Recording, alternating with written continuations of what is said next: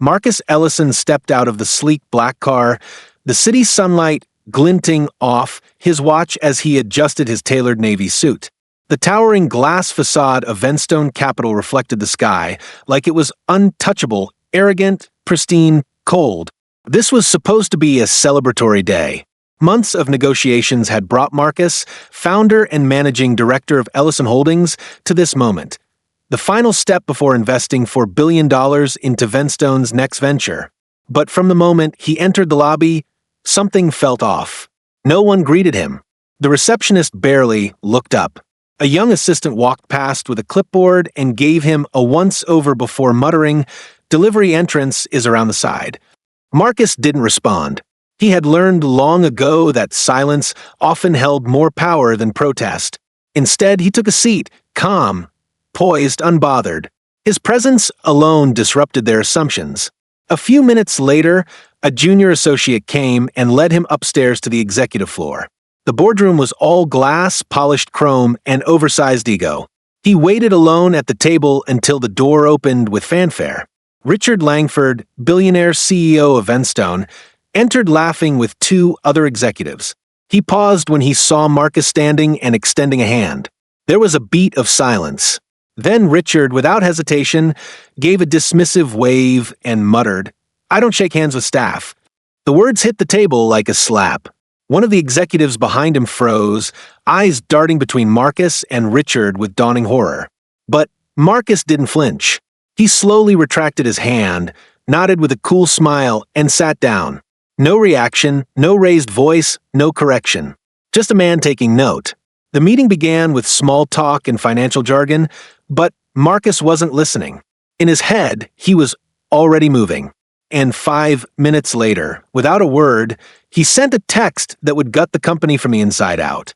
While Richard Langford rambled about expansion and projections, Marcus sat quietly, his expression unreadable. The room buzzed with charts and forecasts, but Marcus had already mentally walked away.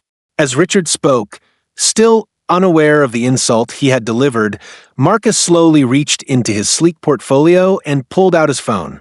With practiced precision, he typed a brief message to his managing director in New York, withdraw the $4 billion deal with Venstone. Effective immediately. He hit send without hesitation. The air in the boardroom remained professional, but something had shifted. One of the Venstone executives, Sandra Linwood, who had researched Marcus thoroughly, noticed his stillness. She watched him, sensing something brewing beneath the calm surface. Richard, however, remained oblivious, chuckling at his own joke and ignoring the growing discomfort in the room. Moments later, a black woman in a sharp gray suit entered with a leather folder, contracts ready to sign. She glanced at Marcus, and he gave her the smallest shake of his head. No need for words. She paused, closed the folder, and silently turned on her heel. Richard didn't even acknowledge her exit. "Is there a delay?" he asked casually. Marcus looked at him evenly. No delay, just a shift in direction. Richard raised an eyebrow. "Excuse me." Marcus stood slowly, gathering his materials. "I was prepared to finalize a $4 billion capital investment today," he said, voice steady. "But I don't invest in companies led by men who see my skin before my value." The room froze. Sandra's eyes widened. Another executive opened his mouth, but no words came out. Richard looked confused, still trying to connect the dots. "You thought I was staff," Marcus continued, "and now you'll wish I had been." He gave a brief nod and turned to leave.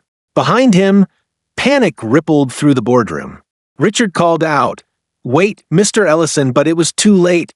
Marcus walked out without a backward glance, leaving behind silence, shame, and a $4 billion crater that would soon swallow them whole. The headlines didn't take long to surface. By noon, whispers had turned into a storm. Top black investor walks out on $4 billion deal with Venstone Capital. Finance blogs speculated. Social media exploded. And all Richard Langford could do was sit behind his polished desk, blinking at the chaos he'd unleashed with 7 careless words. At first, he tried to brush it off, telling his board that Marcus was overreacting, that it was just a misunderstanding. But the numbers told a different story. Venstone stock had already taken a 6% hit, and major partners were quietly withdrawing.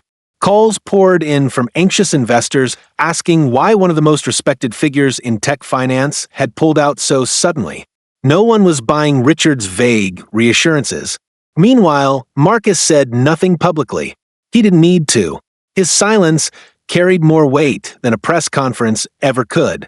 The financial world began to connect the dots. A handshake denied, a disrespectful assumption, and the quiet storm of a man who didn't need to raise his voice to bring an empire to its knees.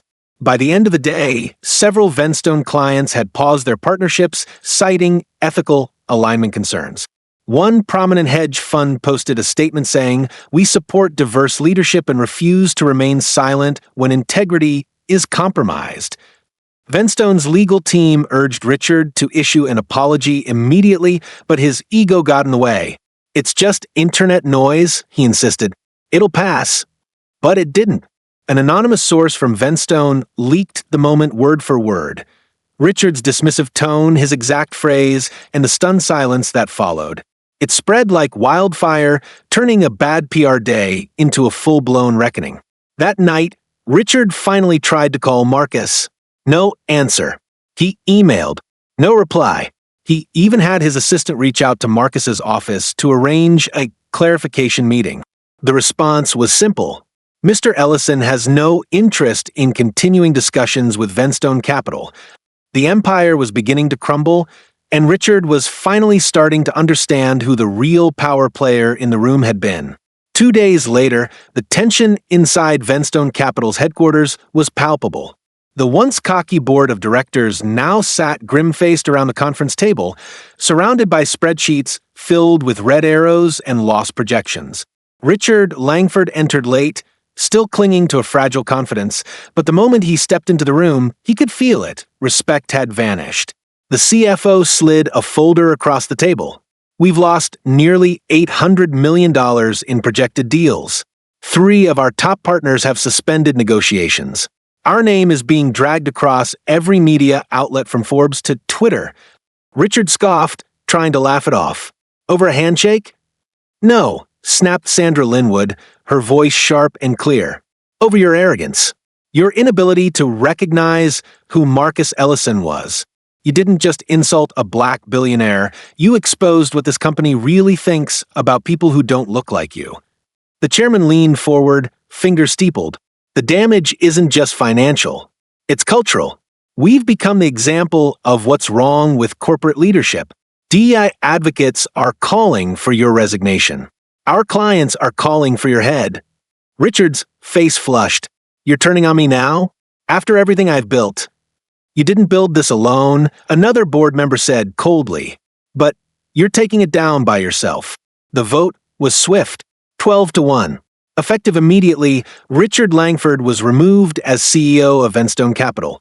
No press conference, no farewell speech, just a cold escort out of the same doors where Marcus had stood tall and calm just days earlier.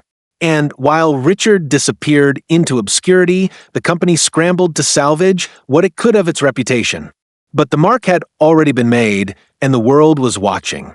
From the floor-to-ceiling windows of his Manhattan office, Marcus Ellison watched the city move with steady purpose. His phone buzzed. Another firm requesting a meeting, this time offering equity and an apology. He placed it face down on his desk. He wasn't interested in groveling or public spectacles. His statement had already been made without a single raised voice. Across the country, articles called him the investor with the silent hammer. Black entrepreneurs began sharing stories of how Marcus's quiet exit inspired new confidence to walk away from disrespect. Young professionals quoted his words in lectures and boardrooms, and multiple firms began reassessing how they treated potential partners, especially the ones who didn't look like them. One of Marcus's junior analysts entered with a grin. "We just got an invite from Tyndall Partners. They're asking you to lead a panel on ethical leadership." Marcus smirked. "Let them lead by example first." He turned back to his laptop, approving a round of funding for a grassroots education startup. No press release, no cameras, just quiet progress. That was his style. He didn't need to destroy Richard Langford. He didn't need headlines or applause. All Marcus had done was walk away, with his dignity intact and $4 billion back in his control. And in doing so, he reminded the world that power doesn't always shout. Sometimes it simply leaves the room and takes everything with it.